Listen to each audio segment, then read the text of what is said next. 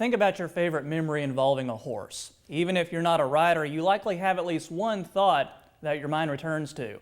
Few animals can evoke the nostalgia of childhood mixed with the sleekness and grace that a horse can bring. It's an animal that demands your time and respect, but in turn is biologically wired to follow your lead. But no matter the bond between horse and rider, accidents and injuries can happen. In our feature story today, you'll meet a woman who, despite years of riding, was reminded of that lesson the hard way. Now she's sharing her story with the hope that others will learn from her mistakes and be inspired to saddle up safely and with confidence.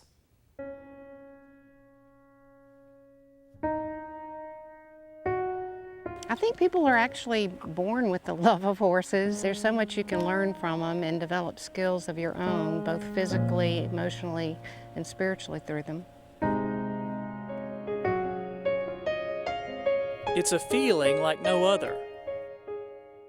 The freedom, the power, the exhilaration that comes from two working together as one. It's like learning to communicate with someone that's a lot like yourself. There's a unique bond that you develop with the horse because of their massive size. Mary Shannon is a riding instructor whose history with horses spans half a century. And this past February, she almost lost that unique bond forever. So it is kind of ironic that I've been riding as much as I have, and I'm an advanced level path instructor, and a Welsh pony bucked me off and broke my back. Good boy, back. What began as a quick outing with a rescue horse ended with a devastating injury and weeks of recovery. It was almost like a psychotic episode, and he did a lunging leap where they jump up in the air and buck, and of course I wasn't prepared for that at all, and so I did come off of him and fell on my back, directly on my back, but I was in excruciating pain and I knew I was hurt. They did surgery. It was the third, fourth, and fifth vertebra, and the fourth one was cracked and the third and the fifth were displaced. And then I was in the hospital for 15 days, but I couldn't walk for a while. It was kind of scary. It's very humbling. And of course we always know things can happen so quick and change your life. It gives you a different perspective on it. Experts say it's not unusual for experienced riders to let their guard down when interacting with a familiar animal.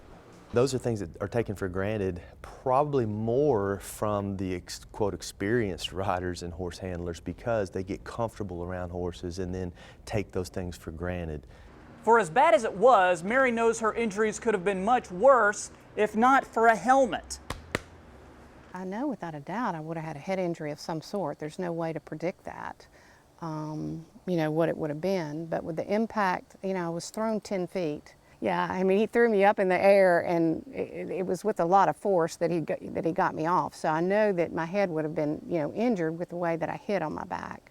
In the United States, around 70,000 reported incidences to hospitals with horse-related incidences. It's not necessarily head injuries. Head injuries account for about 17% of that. That combined with the fact that if you consider what you're doing, you're sitting sometimes 8, 9 feet in the air when you're riding a horse. It's known that it only takes about 4 to 6 miles an hour and a fall from 2 feet to crush the skull.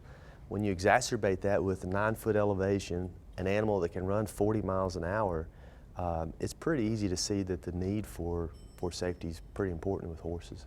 Cavender stresses that a horse's first instinct isn't to bite or try to injure someone, but they may be nervous in unfamiliar situations. That's why understanding the animal's breeding, body language, and temperament is crucial to having a safe ride. If you choose to wear a helmet, studies say that decision could pay off if you're put in a dangerous situation. Okay. The United States Pony Club actually has data that they reduced the incidence of serious head-related injuries by about 50% just from requiring the use of wearing a helmet or use of helmets. Obviously, the helmet's going to do two things. It's going to prevent the sheer force or crushing force of a fall, and it's also going to cushion the energy or absorb the energy that's created from that fall.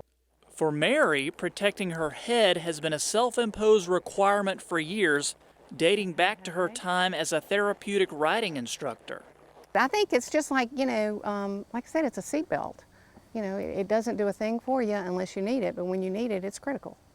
Besides helmets of different shapes and colors, there are countless precautions that beginning and experienced riders can check off the list before mounting up. I would say first and foremost, without exception, is making sure your tack's in good working order. And knowing, too, would be knowing your limitation for sure. The limitation of you and the horse. Training horses is not something that happens in a 10-day process. This is a year, 2-year, 3-year, lifetime event. I do think we all just become a little lackadaisical in our thinking about the horse. I mean, you just can't help to do that. When you ride for so long, it's just kind of like your camera. If you don't know that equipment, then you're setting yourself up for an accident as well.